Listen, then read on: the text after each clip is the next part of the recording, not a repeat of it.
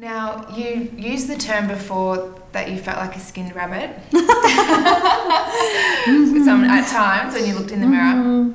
I know there are people that are going to be watching this who feel just like that because they're going through the treatment themselves, women. Yeah. And I think particularly because we lose our hair when we do the treatment, and that is part of our femininity. How did you process that, and what would you say to someone who might be watching who feels like that right now? Yeah. Look, I keep going back to what my surgeon said to me that day.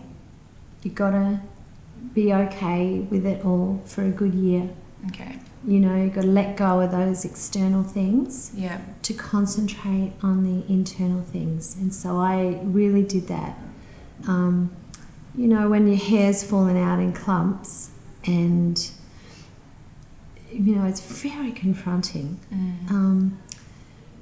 And so I had a girlfriend come over and shave my head because it hurts. Who would have thought that losing your hair, like when it's falling out, it hurts. Wow. And so my kids, you know, they just sat at my feet while she shaved my head and they just said, "You're beautiful."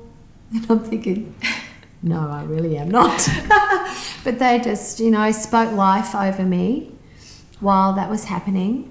And, you know, after that I'm like, well, you know, it would have been a real pain to actually have to do my hair while I was feeling so sick. So, you know, you got to just keep light about it. And hair grows back, you know.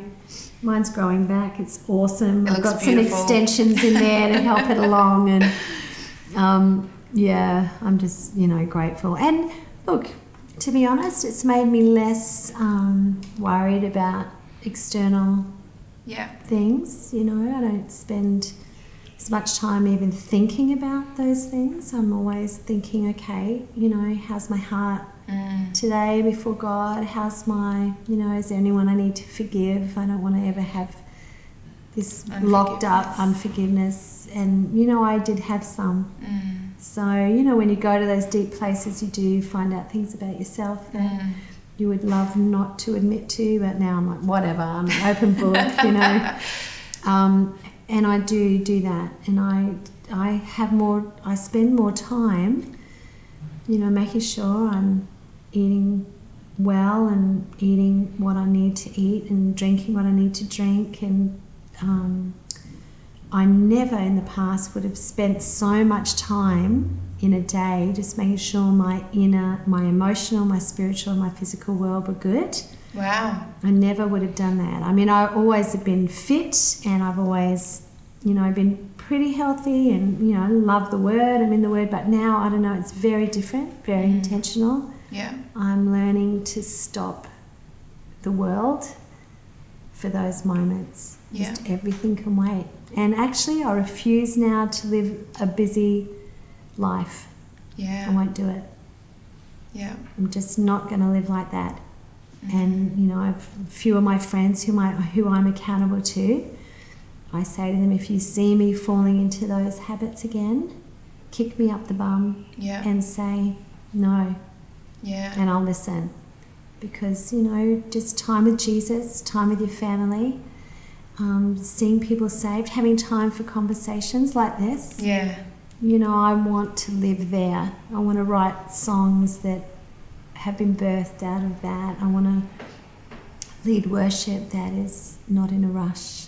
I want to, you know, that unhurried life. I'm pretty happy with that. Yeah. You know, now when I'm travelling, I have to leave time to recover. Well, I've never had to do that in my life. I just get up and go. Couple coffees. Yeah, just it's never really even entered my mind to do that, you know. But now I'm just like, no, it's a new day, new normal.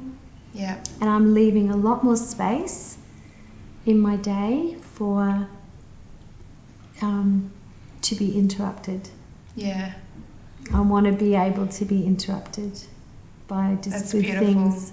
And allow God to interrupt us. Yeah, but you've got to have space for it. Wow. So, that's really powerful. Yeah. You need to preach that this Sunday. I'll get the podcast. Yeah. Okay. So throughout the whole journey, did you ever question God at all? I mean, I did a couple of times just go, God, I don't understand. And right at the beginning, and I told this to our church, I've been very honest with our church, I had to really get a new revelation of God's love, because he said to me right from the beginning, do you trust me? And I was really quick to answer. I'm like, of course I trust you. I trust you. You know, I gave all the right answers. And then he said, do you know that I love you? And I couldn't answer. Because I said, it doesn't feel like love. Yeah. And I was just being honest. I'm like, do you know, he's big enough to cope with my human frailty. Absolutely. And, you know, this book that my friend Sue wrote for me, do you know all of those scriptures, this is before any of that, all of those scriptures are about the love of God for me. Wow. And I just, you know... He already knew. He already knew. Yeah. And, you know, so I've been learning about this love of God that is so whole, that comes charging at us no matter what, whether we're in doubt or fear or whether we're trying to run or the love of God is bigger than all of it, you know. So it's been amazing, and he's chased me down and held me down. Yeah. Yep. Is there a particular scripture that you lent on in that time? Yeah, I mean, so many.